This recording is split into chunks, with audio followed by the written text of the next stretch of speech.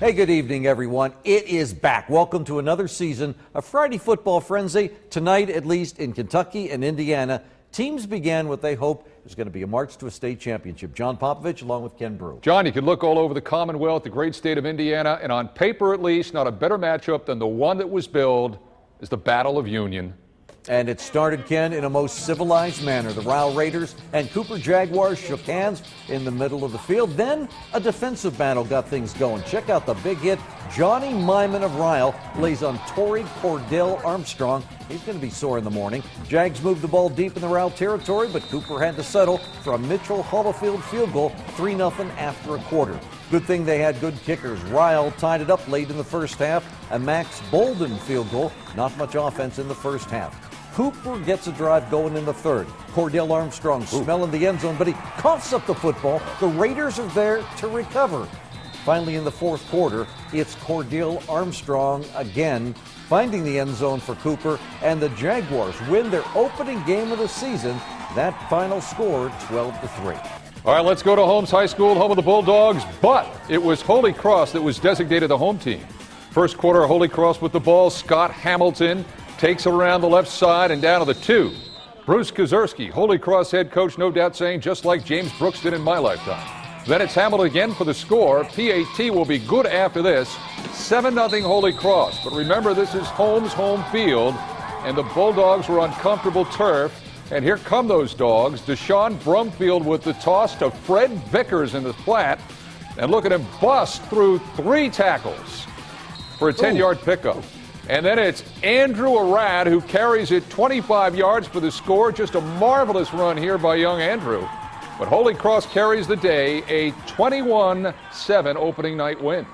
Okay, let's head over to Dayton, Kentucky, 12-0. The Dayton Green Devils on top of the Brossard Mustangs. Batman was there, Robin at the concession stand. Dayton ball facing a 2nd and long at the 18. Handoffs over to Logan Brewers. He picks up some tough yardage to the left side, about 3 yards. That didn't go far, but Dayton knew how to block it. They do it again on the very next play. This one gets into the end zone. Dayton takes an 18-0 lead. To the fourth quarter with our Greg Singleton lugging the camera. Dayton runs the same play again. This time Brewer fumbles the football. Frank Centrullo returns this one 35 yards for the touchdown. The Green Devils, though, hold back the Mustangs, and Dayton gets the victory tonight. All right, let's go. Where are we going here, John? We're going to Wheaton, Verona. What a great venue for a high school football game, but you can see the lightning in the background. That was a major story in this game tonight. Everybody having a good time, but also very mindful of safety.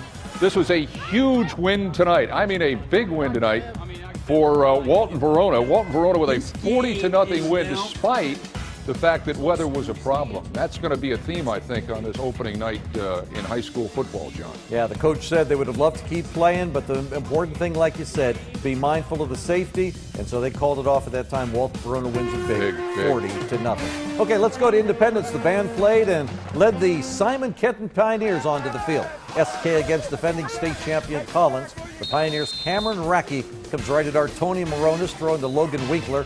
Same drive, Racky again over the middle to Kyle Heflin, a gain of 20.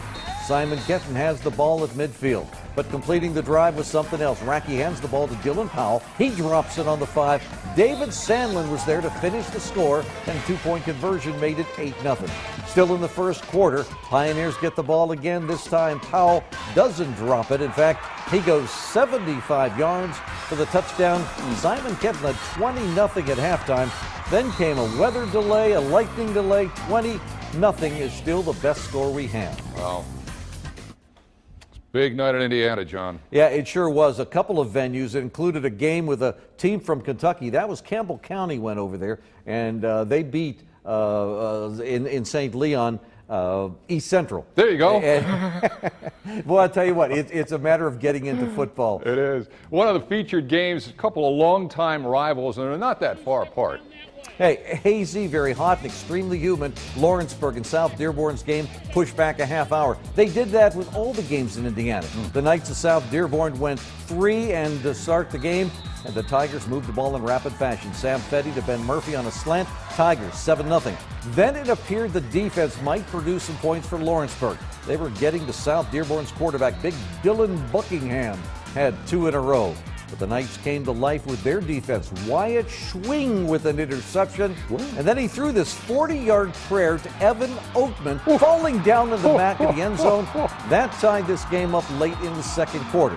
Tied at 7 at halftime. Tight for the third quarter, fourth quarter. Here's Schwing with another pick to prevent a Lawrenceburg touchdown, then a long, long lightning delay. I checked just about a minute to go. There was about a minute to go in the game. South Dearborn and Lawrenceburg still tied at 7. That's what you wanted to do, is if there's any danger with weather, you got to stop the game. Yeah, and you could see parts of those games, the weather looked very nice. Right. And then all of a sudden it changed in an instant. Right.